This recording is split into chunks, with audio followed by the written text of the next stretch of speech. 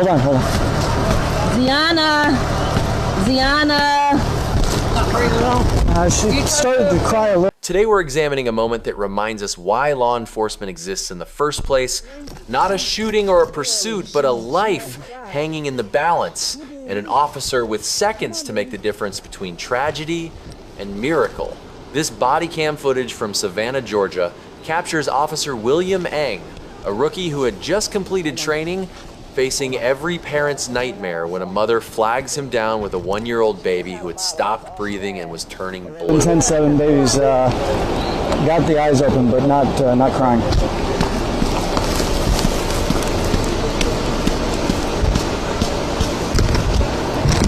Yeah, please. Eyes are open, but I don't think she's breathing. What unfolds in the next 90 seconds is a masterclass in crisis response, training under pressure, and why those skills officers practice over and over in controlled environments matter desperately when real lives are on the line. Let's break down what happened and examine the elements that turned this potential tragedy into a story of hope. The incident begins with Officer Eng on routine patrol when he's suddenly flagged down by a distressed mother holding her baby Bella. Notice the immediate shift in his response from routine patrol mode to emergency medical intervention in a heartbeat. This is what law enforcement calls being switched on. The ability to instantly recognize a life-threatening situation and transition from whatever you were doing to focused crisis response. The mother's body language and the visual of the baby immediately communicate the severity. No explanation needed beyond seeing that this child is in critical distress. Officer Eng doesn't hesitate or wait for paramedics. He takes the baby directly from the mother's arms and begins life-saving interventions. This decision point is worth examining because it reflects training and confidence in that training.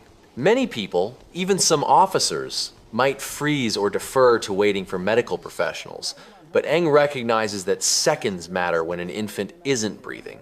The confidence to act comes from knowing you have the skills and understanding that delay could mean death. This is why departments invest in comprehensive medical training for all officers, not just specialized units. Watch his technique as he performs back slaps and chest thrusts. These aren't random desperate actions, but specific protocols for infant choking. The positioning of the baby, the angle and force of the back slaps, the placement and depth of chest thrusts, all follow established pediatric emergency care guidelines. Infant anatomy is dramatically different from adults. The airway is smaller and more fragile. The chest cavity requires different compression depth, and the techniques must be adjusted for the baby's size and vulnerability. One wrong move could cause injury, but proper technique can save a life.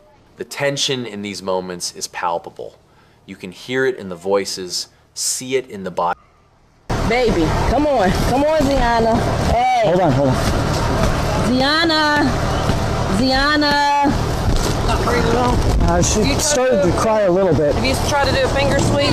Yeah, she's got some air moving. Yeah, she's got some air moving. There's nothing in her mouth right now. Okay. Nothing that I can see. I've been giving her about 5 or 6 back thrusts and small compressions here. Do y'all know?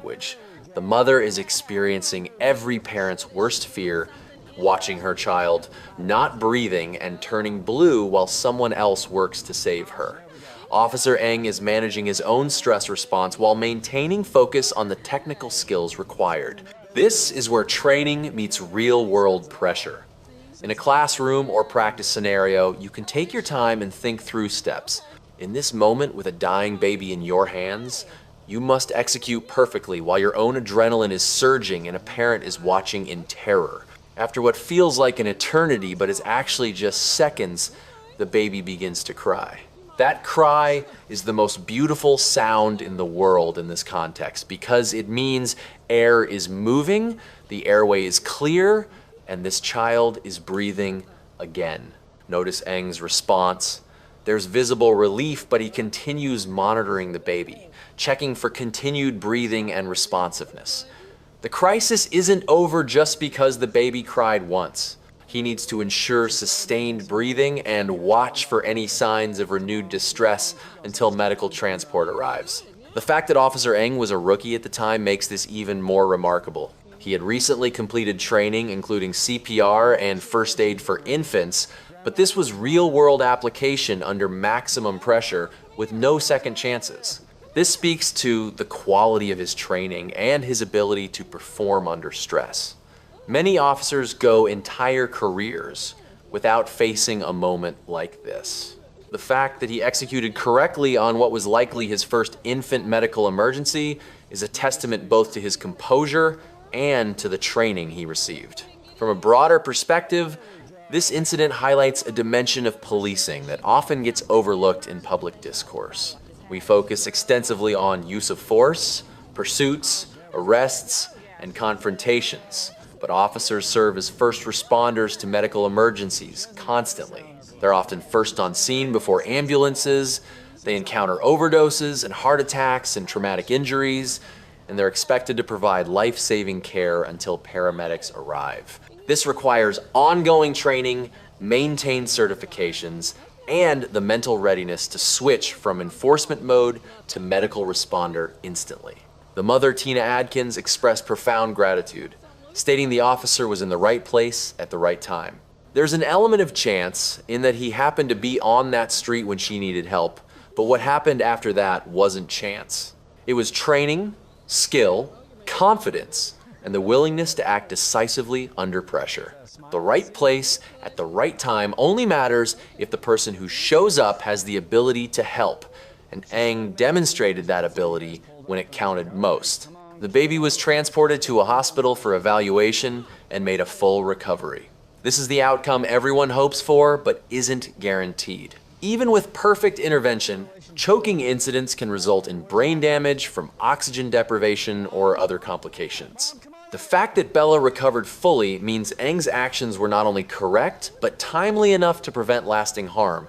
Those seconds of back slaps and chest thrusts likely made the difference between full recovery and permanent disability or death. This case should be used in training academies as an example of why medical training matters and why officers must maintain those skills. It's easy to let certifications lapse or to go through the motions in training without full engagement, but incidents like this prove why every officer needs to be ready to perform these interventions. You never know when you'll be the one person standing between a child and death, and in that moment, your training is all that matters. There's also a psychological element worth considering. Officer Eng will carry this moment with him for his entire career and life. Unlike traumatic incidents that can cause PTSD and negative psychological impacts, this is a profoundly positive experience that reinforces why he chose this profession. He knows with absolute certainty that he saved a life, that his actions mattered in the most fundamental way possible. That knowledge can sustain an officer through difficult times and remind him of the purpose behind the badge. For the Adkins family, Officer Eng isn't just a cop who happened to be nearby. He's the person who gave them their daughter back. That bond and that gratitude create the kind of police-community relationship that every department strives for. When communities see officers as helpers and protectors rather than just enforcers, it builds trust and legitimacy that benefits everyone. One incident like this can shift perceptions and remind people why we need skilled, trained, dedicated officers ready to respond when crisis strikes. The lessons here are clear.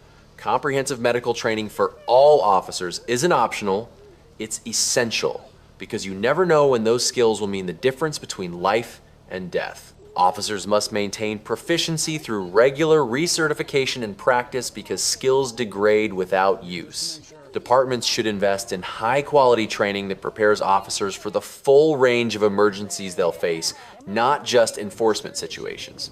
The ability to stay calm and execute technical skills under extreme pressure can be taught and must be reinforced.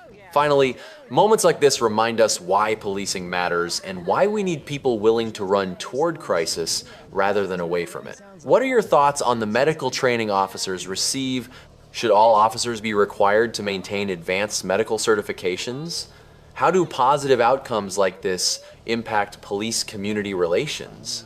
Share your perspective in the comments and let's discuss how we can ensure every officer is prepared to save lives when seconds count. Got something loose in there, 'cause she was... That's good. good.